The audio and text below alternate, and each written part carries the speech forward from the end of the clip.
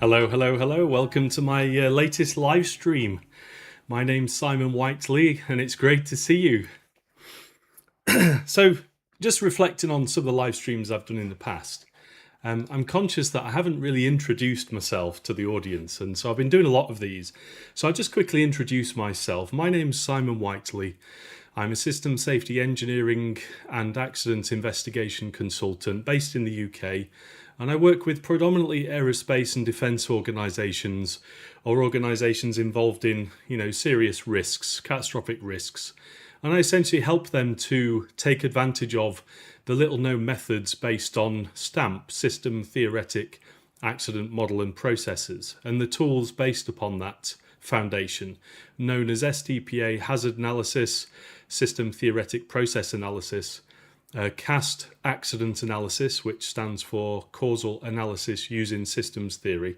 And I've essentially been specialised in that for the past sort of 15 or so years, essentially learning how to do it myself and then learning how to teach others how to help them get results with it, but also recognising the challenges with trying to introduce a new innovation into any kind of organisation or industry, especially if they haven't had that many accidents. So they have a belief that the way that they do it today must be perfectly fantastic because they've not had that many accidents. But actually, the stamp-based approaches do look at the world through a different lens, and they spot things that more traditional methods are never designed to detect. And so whilst we think we're safe and that risks are low, actually we've got a potentially serious threat that we're not necessarily aware of. And so I've been working really hard to try and bring this to the mainstream, and that's the purpose behind doing these live streams, to sort of share that learning, that experience, and help people understand more about the problems that they've got, but also more about the opportunities to solve those problems using STAMP, STPA or CAST. Now, this is a series of live streams. This is live stream 16. I've got a number of them penciled in ready for next week as well. And essentially, we're going through an investigation report, blind. I've not purposely not read any of the newspapers or any other articles or reports about this particular event. I mean, I've had a quick flick through the Wikipedia article, but I haven't actually looked at it in any detail. I'm using this content of this report to essentially inform me, and then look through this report through the lens of STAMP to see what we can find, and then sharing that experience.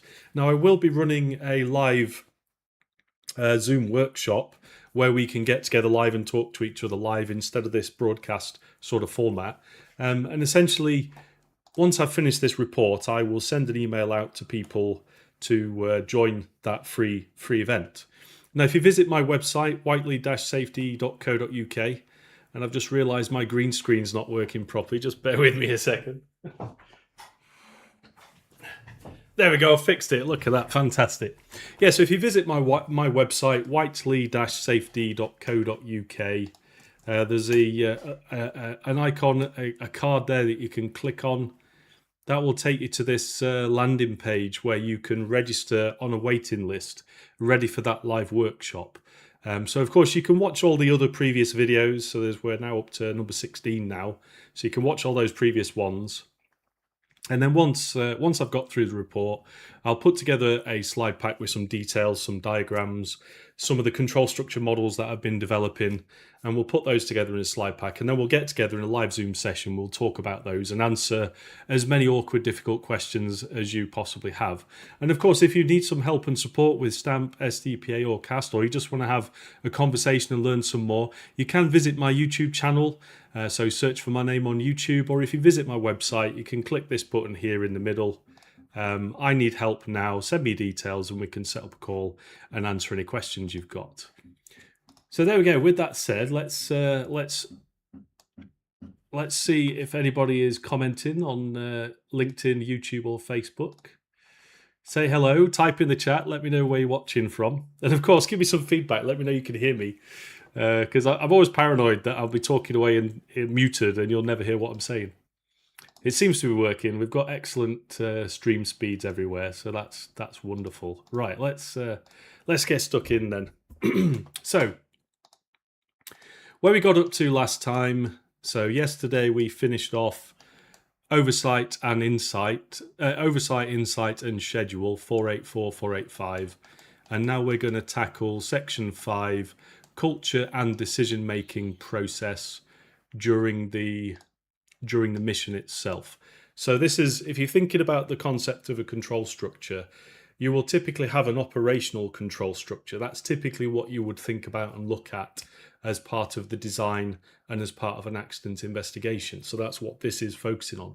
But of course, no system exists in a vacuum. It has been designed and created by somebody. So we always have to think about, well, what contribution does the design part of the control structure, the development and test part of the control structure have? And of course, this report's not been written through the lens of STAMP, STPA or CAST. So of course, it's not necessarily likely to have looked at those things. But let's crack on with that then. So here we go. Section 5: Culture and decision making.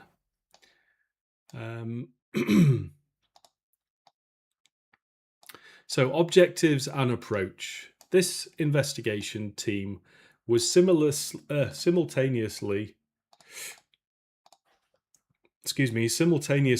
tasked to review the culture of the near real-time operations, decision-making and process used during the mission. For the purpose of this report, near real-time refers to the environment outside of the flight control room, which is considered real-time operations. Oh, that's interesting. I've learnt something new there. That's very interesting, that terminology. So let's just grab our control loop jigsaw piece. You'll have seen this in all my other videos. If you haven't, I want to burn this into your brain, because this is a fantastic mental model that we can use to understand and diagnose and ask questions. So really good. Right. So what we're talking about is we have an investigation team tasked to review the culture of the near real-time operations. So let's just steal this over here. Near real-time operations. Which is outside the flight control room. And then we have the real-time operations. Real-time operations, which is inside the flight control room, FCR. Okay, so that's interesting. So, I mean, I'm not going to model it now in detail because I'm just using these jigsaw pieces. But what I want you to think about is there's the real-time operations where things happen, energy is transferred, people can get hurt. And that is under the control of the flight control room. And of course, the crew on board, and then some level of automation on board the spacecraft and possibly on the ground. And then there is this concept of a near real time, which is, again, you know, it's closely related, but it's not the same. And so the question is, when we're modeling the control structure, who or what is involved as the controller of this control process? And then also, how do these two control loops interact with each other? You know, because they're in different time frames, but how do they interact with each other? Are there important interactions from a timing and sequencing that need to be considered? So that's just something to just get the creative juices flowing in your mind. So near real time includes, but is not limited to, meetings such as the Starliner mission management team, the ISS program. I think these actually should be labeled as candidates for inclusion in our control structure model. So we've got the Starliner mission management team, the ISS program mission management team, spacecraft reviews, the crew commercial program control boards, PCBs, the working level and working group meetings, so that's probably involving the engineering control boards, I imagine. Analysis reviews used to inform recommendations, outside of board conversations and decisions, and other mission governance activities. So I'm hoping you can see straight away, hang on a minute, Simon, there's loads of potential candidate controllers there that we might want to think about, we might want to include in our control structure model. And the answer is yes, absolutely. But what I recommend is capture these as candidate controllers in a list. And then as you start to understand a bit more about the control structure and how you might want to model it, you can then add those candidates to your model and then arrange the model in a way that is easy to understand and makes sense to the audience. For the purposes of this report, team refers to the large joint team between Boeing and NASA. Okay, so they're saying we're abstracting the concept of team to represent Boeing and NASA. And from a control structure modeling perspective, that might be appropriate if you're presenting a high-level abstract perspective of the control structure model. But if you're then looking into the detail of why would it make sense for two of those stakeholders to behave the way that they did, especially if they're not able to share information with each other, then I would recommend on a more detailed control structure model, breaking that up and having to think about what those more logical interactions are. So there is some thought that goes into how you abstract these things. Okay, so this includes all of the NASA organizations supporting the mission, including the crew commercial program, the ISS something, can't remember, SOMD, something else, agency leadership, engineering, SMA, HHP, FOD, and their support structures across multiple centres. So that again, that there's a lot in there. And again, it might not be necessary to expand and show all of the explicit detail.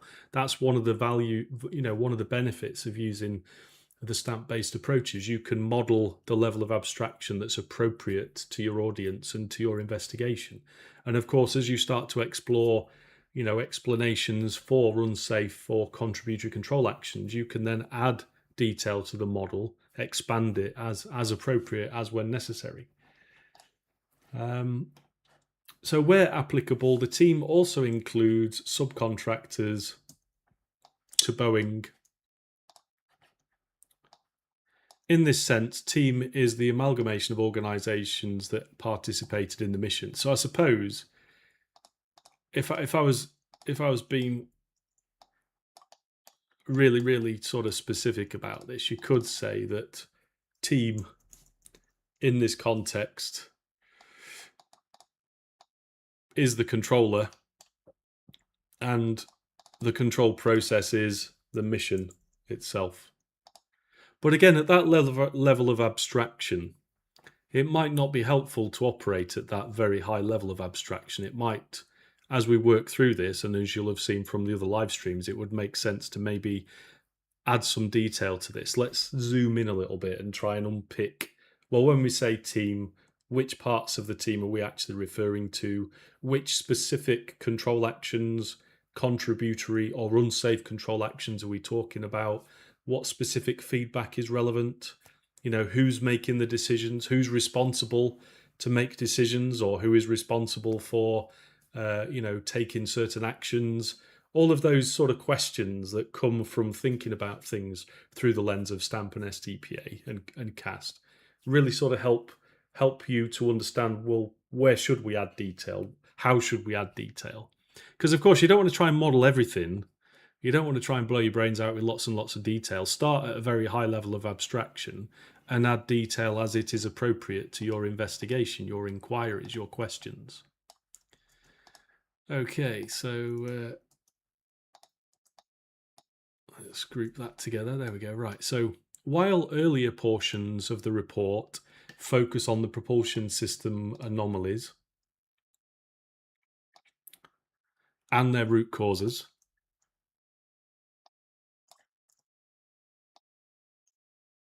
this portion focused specifically on the mission execution timeframe. Okay. The analysis is positioned around the period between the pre-flight agency flight readiness review and the Starliner landing.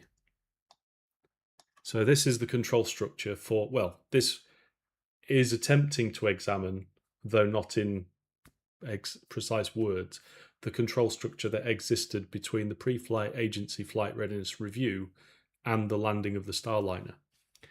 So that's quite a big, quite a broad control structure with lots of potential parts and interactions within it. And of course, there's also time sequences and dependencies between those control actions and feedback across the different layers of the control structure. This section addresses how data was collected, so collecting feedback, how findings are categorized, so that's about decision making, what tools were utilized to analyze the data, so control actions and feedback, and maybe a few bit of decision making if we've got some advanced tools, overview narrative for context, observations and recommendations. Okay. So let's put that over there, I think. And then we'll steal a fresh one of those for later on. There we go. Interview overview. As the primary data collection tool, key personnel were interviewed regarding their experience during the CFT mission. Participants included individuals from both NASA and Boeing,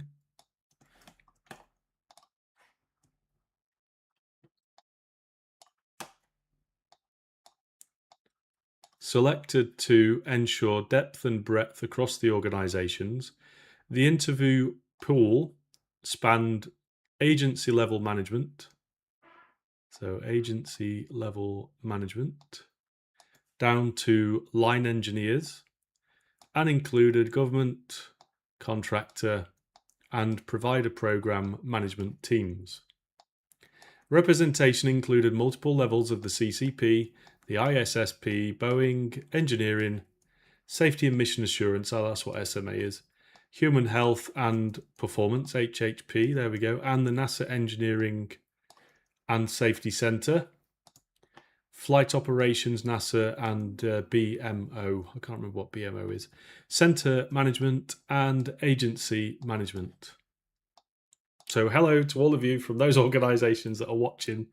It'd be great to talk to you. Please share your experience. If you want to have a conversation, we can certainly do that. These teams encompass NASA personnel from multiple centres, including Kennedy Space Centre. I went there last summer, to the visitor centre. Fantastic, highly recommend it. It was amazing, and it was really hot. It was almost as hot as it is here in England, but it seemed less hot there than it is now here. It's ridiculous. So if you see me melting, I apologise. Johnson Space Centre, Marshall Space Flight Centre, and Langley Research Centre. So this is KSC, JSC, MSFC, and LRC, as well as NASA headquarters. The organisations of engineering, SMA, and HP all included primarily matrixed program support, in addition to a smaller amount of independent technical authority representatives. However, these organisations are often referred to broadly as the technical authorities, tech authorities, both colloquially in the interviews and within this report. So just an observation there. When thinking about things through the lens of STAMP, STPA, and CAST, and building your control structure model, it really helps you to try and clarify who are these stakeholders. And then, of course, when you present a control structure model in your investigation report or in your technical reports, it helps the audience understand who all these organisations are and how they fit together.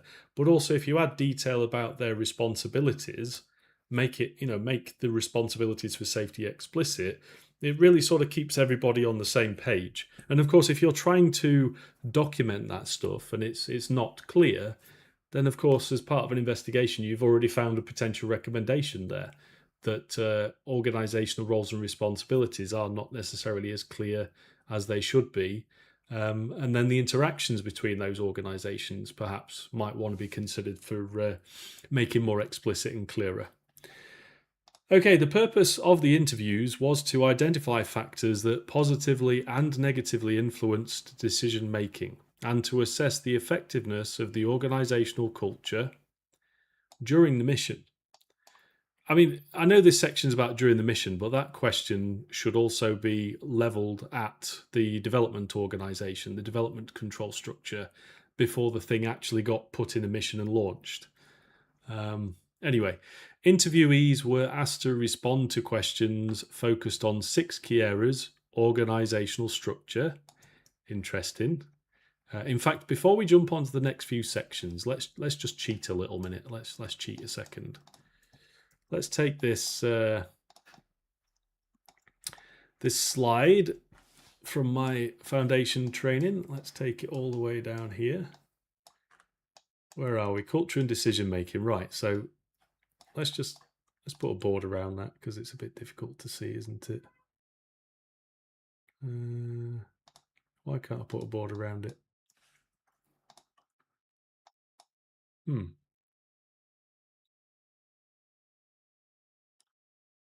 Oh, there it is. There's the border. Right, let's just put a board around it quickly.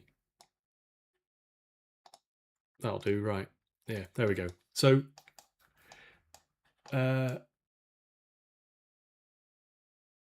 culture and decision making. There we go. That's where we were. So the 6 key areas that this investigation, focused the questions on was about organizational structure, which, if you look at this, we've got structure there mentioned.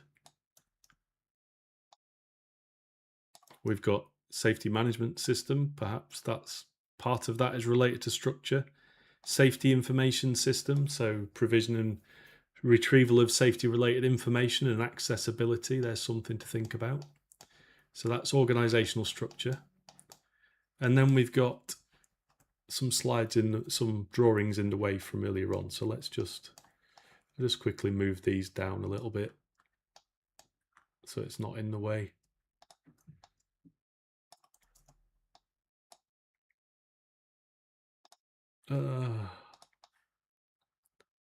Making things difficult for myself. Just bear with me a second.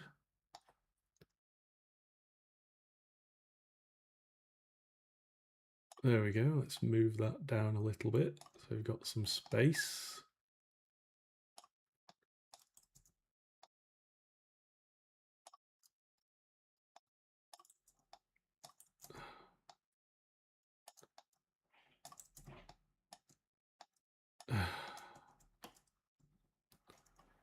Sometimes these tools are really easy to use, and then other times they are very frustrating.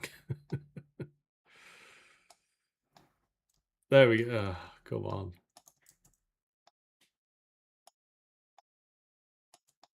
There we go. That's better. Right, loads of room. There we go. Let's continue. So, communication. That was one of the elements, wasn't it? So yeah, let's have a look. Communication. Oh, look, there we go. Communication and coordination. Yep. Team dynamics. Organizational culture. So safety culture. Team dynamics. Sort of captured under there. Dynamics. You've got organizational and humans, including behavior, complacency, perception. Think about. Resources and decision-making processes. So this is potentially to do with resources or changes over time. And then what was the last one? Sorry. Decision-making processes. Well, it's just there, look, in our control loop model. There we go. So all of those things are covered with stamp and cast. But of course, there's all these other elements as well to think about that investigation has not logically looked at explicitly and reported it. So I'm hoping you can see just from that quick look-see, there's potentially a lot of stuff that they could have looked at that they've not or not documented if they'd have used the cast approach. Okay, so let's move that out of the way. So here's some definitions. Organization structure. The framework for how the large joint team, Boeing, NASA, programs, technical authorities, FOD, etc., functioned with roles and responsibilities and lines of authorities.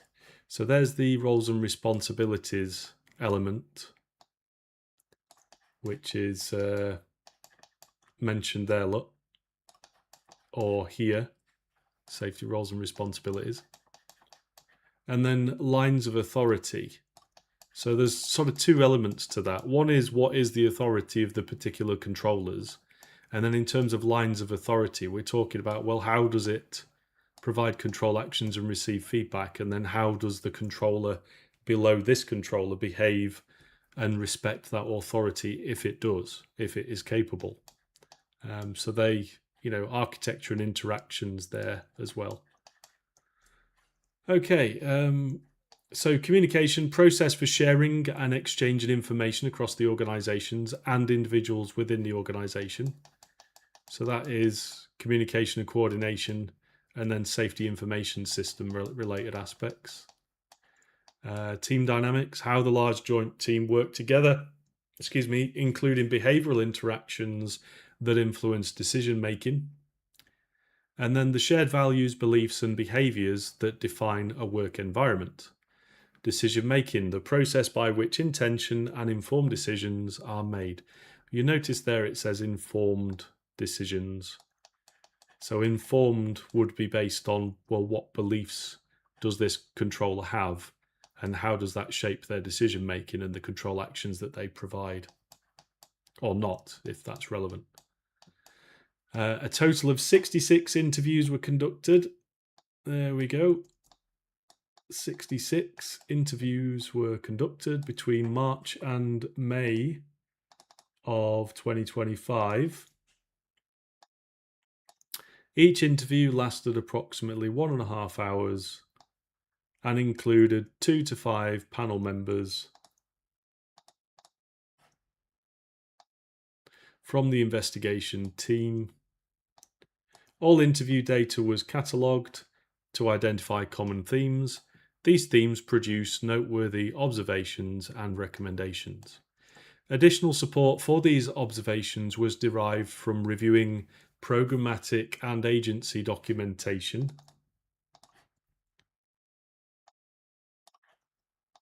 meeting minutes, transcripts, follow-up conversations, as well as supplementary diagnostic tools. These diagnostic tools included a review utilising the NASA HVACs system. Oh, fantastic, HVACs. Everyone loves a bit of HVACs. There we go.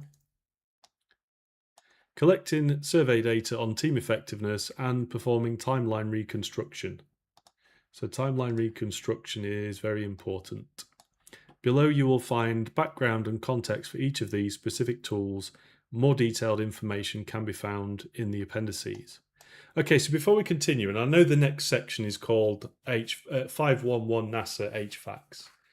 So HVACs, some of the language and terminology used in HVACs sounds very similar, if not the same as the language and terminology that's used in STAMP, STPA or CAST. But it's important to understand that the HVACs method is based on a linear accident causality model and focuses on failure and success. It doesn't necessarily look in the same level of detail that an STPA would. Now, I'm not going to suggest that you should stop doing HVACs by any means. I'm not suggesting that at all. I'm just saying what you could do in addition to HVACs is STPA or CAST, and then combine the results, or at least contrast the results, because there'll be, you'll probably get, I would expect that you will capture everything in an STPA that you would have caught in an HVACs, a standard HVACs. But with STPA, you'll find other things that HVACs is not designed to find, or finds things that won't appear to fit into the HVACs methodology because of the way it works and the principles of it. Now, I'm not an expert with HVACs, so I'm happy to have a conversation about it. But I just want to emphasize, if you do use HVACs and you supplement it with CAST or STPA, you will get some more results, some really interesting results. Okay, and of course, it says NASA HVAC, so I don't presume it's that different to a standard HVACs, but I could be wrong. As I say, I'm not an HVACs or a NASA HVACs expert by any means. Let's have a look. Right, so to understand the human and organizational factors impacting the mission, the NASA Safety Center worked in conjunction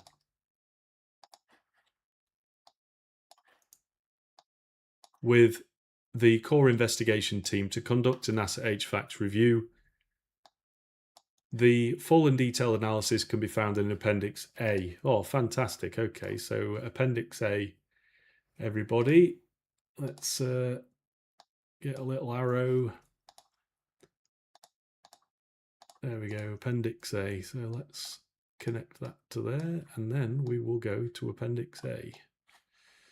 So we know where it is. Root causes, additional observations, recommendations. Is that Appendix A?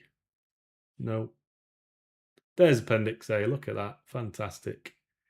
NASA Human Factors.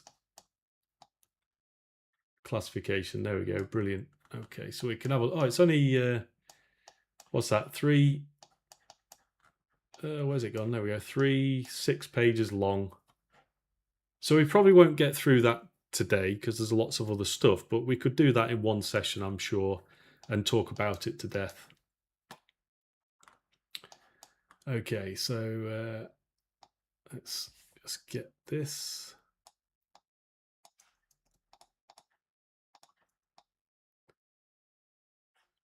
Shall I put it up there? Is it better up there? Let's put it up there.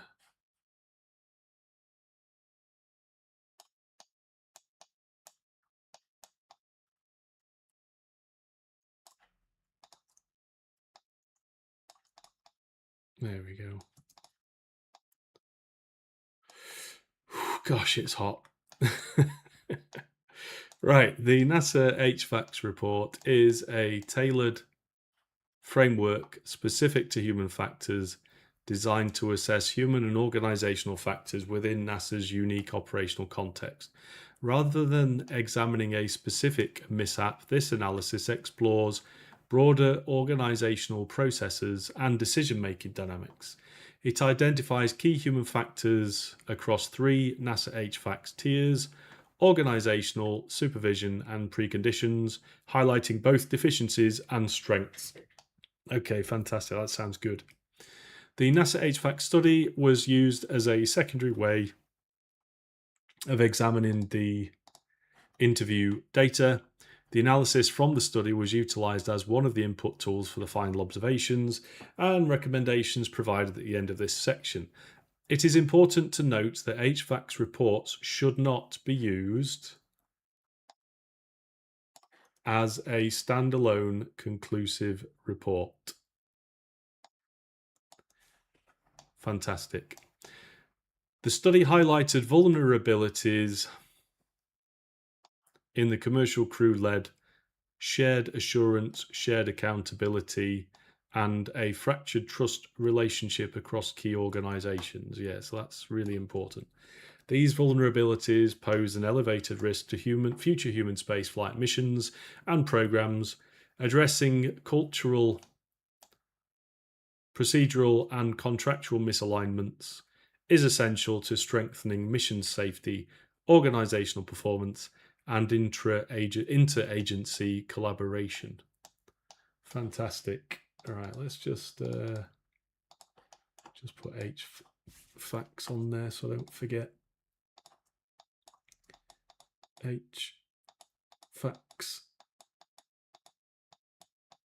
There we go.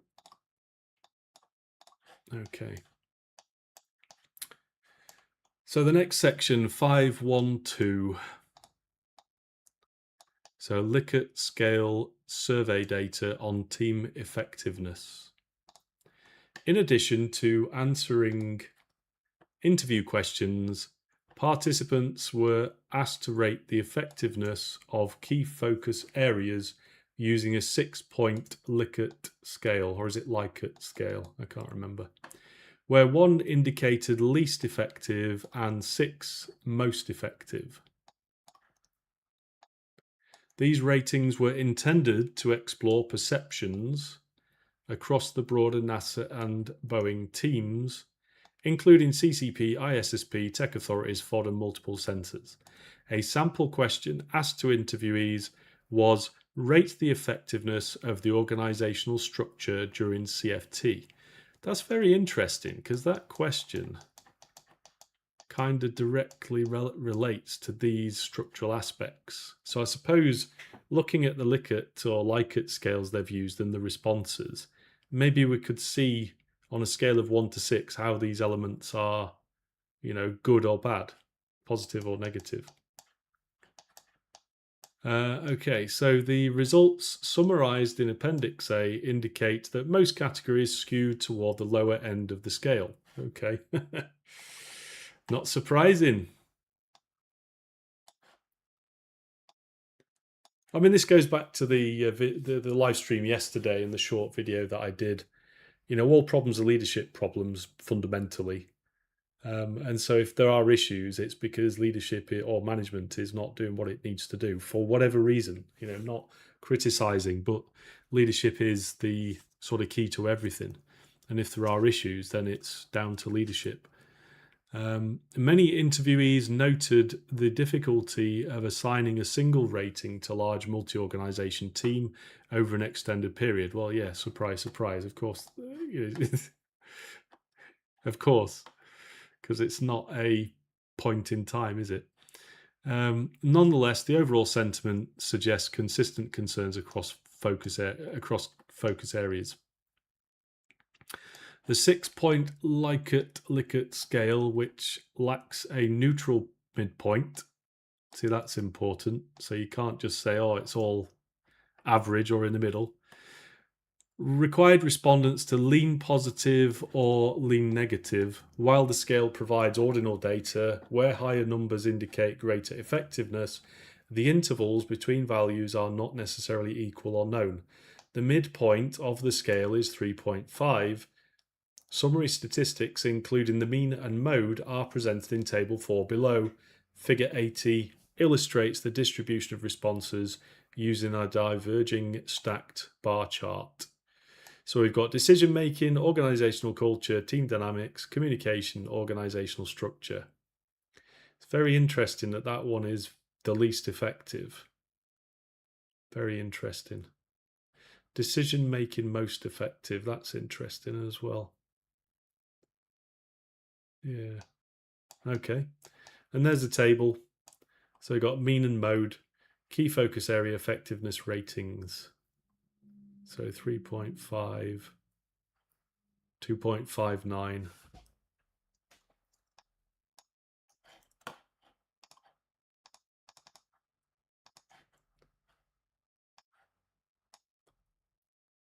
.3. Okay. Additional data analysis of these effectiveness ratings can be found in Appendix B. Yay! So let's steal that and that, duplicate it. No. What are you doing? There we go, Appendix B. All right, where's Appendix B, everybody? There it is.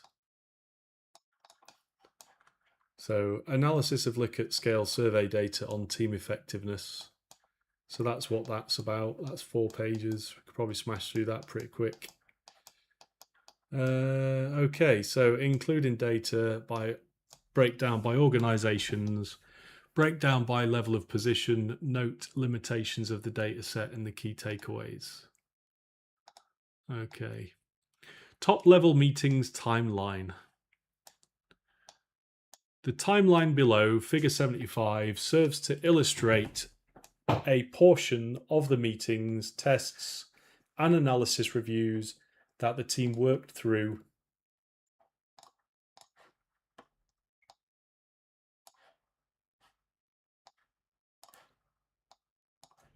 during the CFT mission. The graphic is designed to provide insight and give context to the number of scheduled events and meetings the team was asked to support while continuing to fly the mission and work through the large-scale anomalies. So this is thinking about, well, what is the day job? Let's get a finger on the pulse of the heartbeat of the program, doing the day job stuff that they need to do to go and fly. But then also what else is stacked on top of them coincidentally in parallel that's potentially squashing them, overwhelming them. So whenever you've got large-scale anomalies and issues to work through, of course they're going to be the priority, but you've still got the program work to do.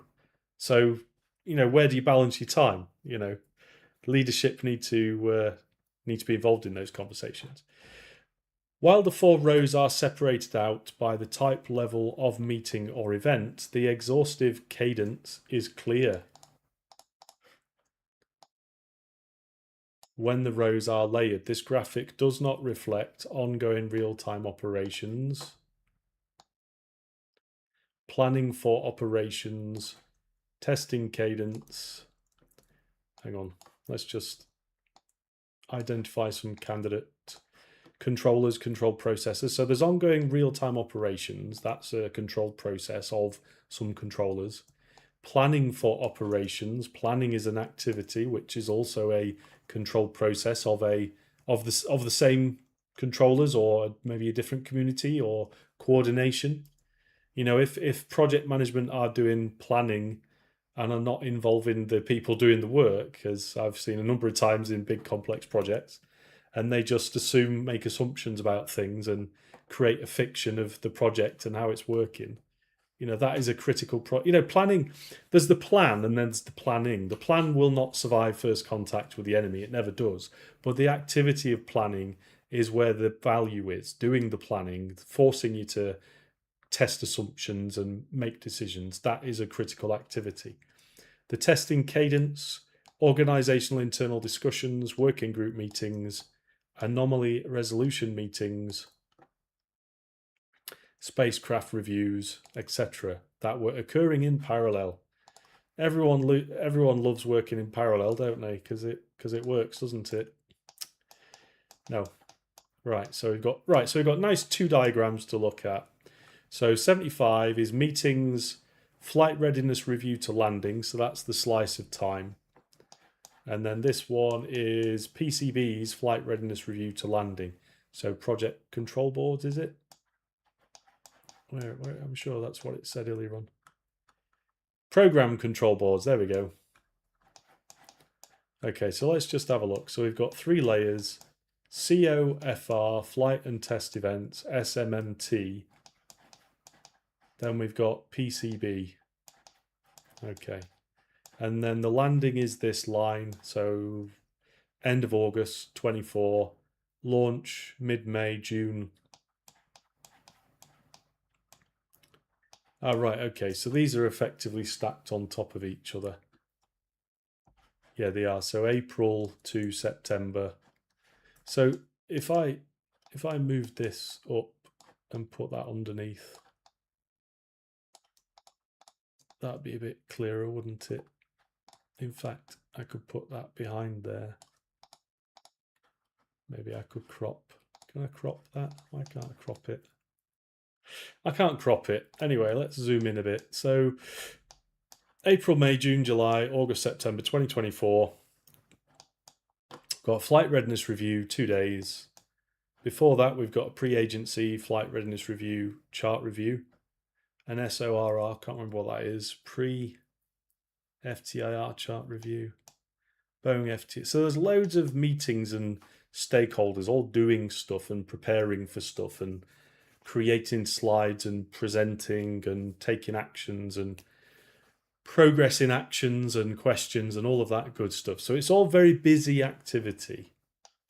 Then we've got ULA Systems Certification Review, ULA Launch Readiness Review. It's interesting to note that they're very close together like that.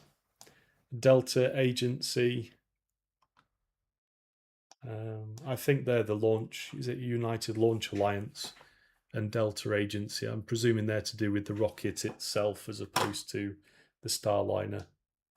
Delta Return Agency, Delta Return Agency, landing.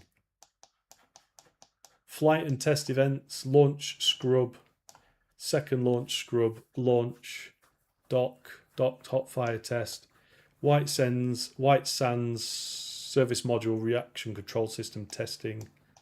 So that's test setup, valve and thruster disassembly for inspection, docked hot fire test 2, undock, landing. So yeah, there's qualification type testing going on, but it's not clear to me from what I've read so far whether that was program testing and it just so happens that it coincides with a launch, or whether it's testing done to support what's actually going on in space at the time. And again, I think it said earlier on that the SMRCS testing was not done. For whatever reason, it was not done. Qualification testing was not done before they went for a crewed launch. And again, I don't know why that is. Why would it make sense to do that? That seems ridiculous. And it's interesting, there's no mention of I know this is not a Gantt chart, but I'm just thinking it'd be interesting to know what the Gantt chart that's behind this looks like, and what the dependencies are, and whether the dependencies are, these are safety related dependencies, Mr. and Mrs. Project Manager. You can't change them. They must happen in this order. or whether they didn't have that level of influence and authority. I don't know. SMMT, so we've got Delta for helium leaks, L2 go for launch, propulsion fault tolerance, Delta L2 ULA RIC 3 power failure, don't know what that is, RCS hot fire 1 test, docking SMMT, go for Starliner emergency undock and landing, port reaction control system manifold 2 valve failure to close, removed backup flight control test from downhill plan. What does downhill plan mean? What is a downhill plan? That doesn't sound too good. What does that mean? Maybe it's innocent. Approved manifold leak, checked undock, helium leaks flight rationale. Approved for hot fire test 2. Plan for stage repressurization of port manifold 2. Extended flight rule, mission elapsed time limits for landing site availability, relaxed passive thermal time limits for cabin fan ARS performance, go to proceed with closeout and undocking power up, go to proceed toward for undock and return, approved hot fire RCS thruster B1A3 post undock. Okay. And then PCBs for landing. So there are loads of project program control boards going on. I mean, that's a lot. Well, relatively I mean, it is a complex project, so of course there's going to be a lot going on. So that means coordination and communication amongst those is really critical. So we've got mission resource allocation document, DRD 112 updates, Boeing MUA update for Velcro edition, CFT Centaur liquid oxygen SRV R&R acceptance, CCP human rating certification. Right then, question. If a human rating certification is being provided before the launch, surely there is a process or procedure that says this is what needs to be in place and signed off for the human rating certification to be provided. And I would like to think strongly that that is literally black and white and should not be overruled. And if it's not that black and white, why isn't it? There's an avenue for investigation. That's certainly where I would send some people to look. Let's have a look. ADMS software risk. Don't know what that is. Sounds interesting. Abort performance closeout, FTRR and CERT DRD 104 and 112 package approvals. Thermal pain, exposure risk. Don't know what that is. Boeing's CFT DCCI suit electrostatic discharge assessment. Yeah, okay. I mean, that sounds important. LVSO CFT updates and closeouts. IPO CFT risk acceptance, PCB action closures, FDIR. Okay, so this sounds like it could be very interesting. So if they're doing some risk acceptance and they're doing some action closures and it's to do with FDIR and, well, any kind of risk, CFT risk, then I'd be interested to know what the context is around that meeting and the people involved and the actions and the decisions made and why they continued the way that they did. Rating, cutter, lot, discussion. Don't know what that means. ULA, SRV, operational management, don't know. LV, pyro, open items, risk acceptance. So pyro sounds like explosives, that'd be interesting. CCU, avionics box, R&R, risk reduction, I don't know what that is. Imagery plan for landing. Halo sensor performance discussion. Is that to do with parachutes, I wonder. GMO, CFT. Is that genetically modified organisms? Probably not. Updates and closeouts.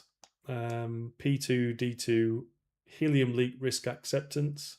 So yeah, again, that's something that I'd be interested to understand a bit more about. Pre-launch and in-flight propulsion system monitoring. SLC 41 EES incapacitated rider config for CST. Don't know what that is. EES.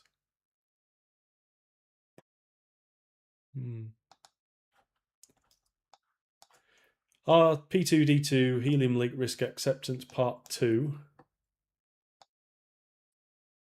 Okay. Joint ERB, PCB, FHS, IV&V risk acceptance. I don't know what FHS is, but I'd be interested in knowing what that is. Whenever you see, and I'm being really cynical here, whenever you see in big programs where they try to compress two meetings together because it saves time, what happens is the roles and responsibilities of those two meetings and the chair people and the stakeholders gets mixed up. So the monster that is created doesn't do either of the roles and responsibilities as good as they should do. So my suggestion is try to resist program managers trying to smash these things together. You know, you've got to, if you're going to do it, you've got to be really careful and disciplined and responsible, and just being cynical in all my years' experience, that's never been done very well. These guys and girls might have their shit together, so maybe they're good at it. I don't know, but I would be concerned about that. IPO CFT risk acceptance, service module disposal. Don't know what that is. CFT Volume 1 flight rules. So just on flight rules, some of the work I was doing on the projects I'm not going to discuss in detail. When we're using STPA, we were able to identify constraints, safety constraints, requirements, and instructions and relevant information for the operators for the flight rules. So when we were looking at the technical design, we built a control structure, but as part of looking at the technical design and the ground control function, we were able to identify candidate information for including in the flight rules. So if you're interested in that kind of thing, shoot me a message and we can have a conversation about it. Using STPA and CAS, using STAMP and STPA to generate flight rules or review a set of flight rules to find gaps in them. It's really good for that. ULA ADMS software risk reconvene. Don't know what that is, but it sounds interesting. Excuse me. Service module oxidizer under load. GMO risk acceptance for brass contamination. Brass contamination. I'm not sure if that was mentioned in the early parts of the report. Some contamination was mentioned, but I don't recall that it was brass. Lack of fault tolerance for EDL. Right, so this here, lack of fault tolerance, and knowing that that's happening before the launch, that should be a huge red flag. Why are they launching if they don't have fault tolerance? What is going on there? What are the decisions going on? Why would those decisions make sense for them to do that when they've got lack of fault tolerance? CCP human rating certification package. There we go. So that's that's related to that one up there, isn't it? Increased risk likelihood for previous ULA SQA accepted risk. Interesting. Propulsion command module regulator creep. That sounds like it's related to propulsion. So what's going on there? Lack of fault tolerance for EDL part 2. There we go. Right, so what else is on this side of the map then? So we've got, so this is after launch. We've got CST thruster testing at White Sands. Quick look post-flight report, launch to dock. Propulsion integrated risk assessment. It's a bit late. Parachutes, Kevlar, specification non-conformances. Again, this kind of stuff should have already been dealt with before they tried to. Why were these things not closed out before launch with people on board? Why would it make sense to do that? What was going on with leadership? CFT deorbit burn FDIR.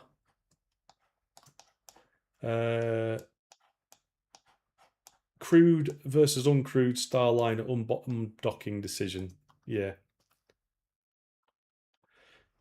Yeah, I mean that is a fantastic decision. That was lucky. It was a good decision.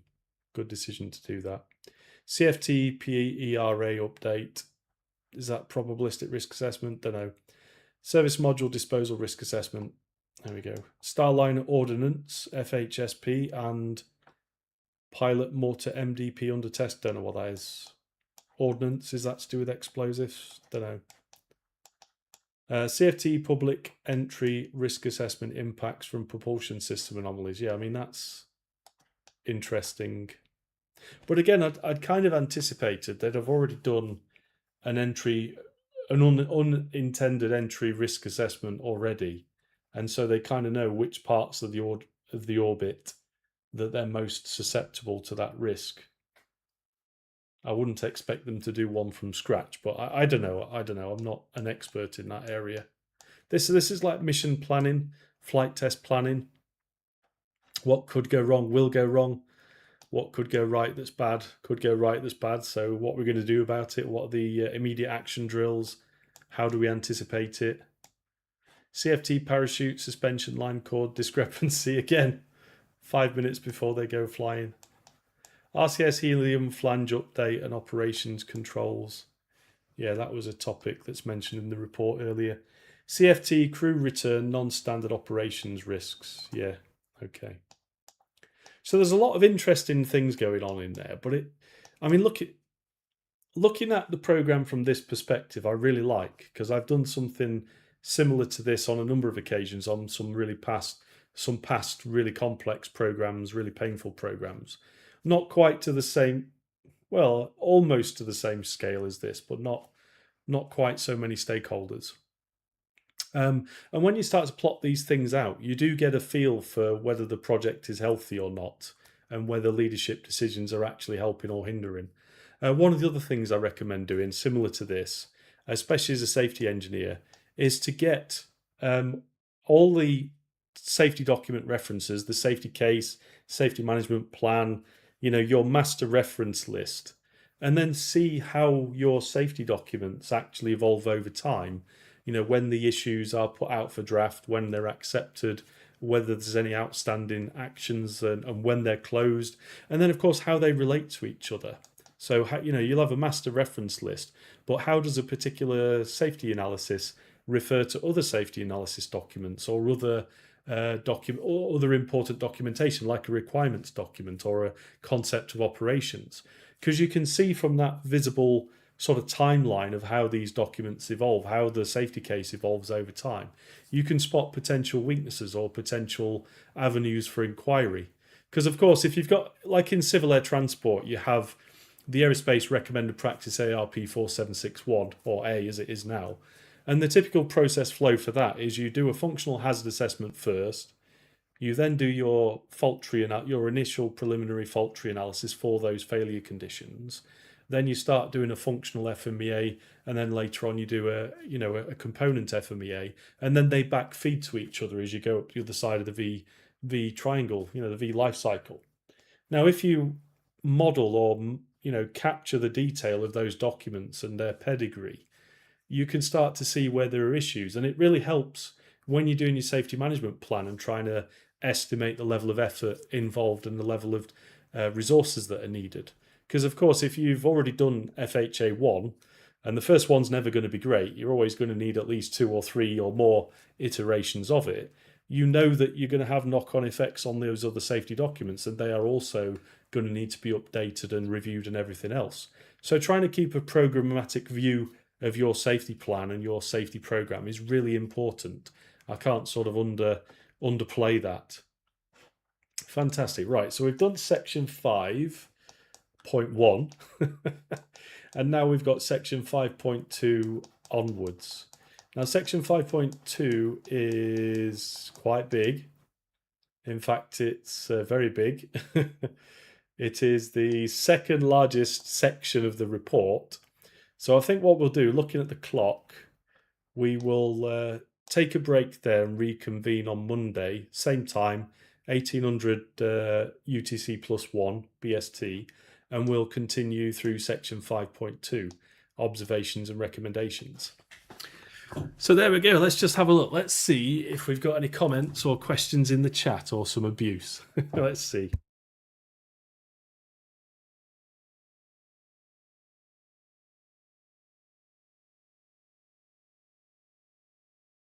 Fantastic. It's all quiet, so I must be doing a fantastic job or nobody's watching. But those that are watching the replay, hello. Thank you for sticking around as long as this. As I say, thank you very much for watching. I will see you on the next live stream, which is programmed for Monday.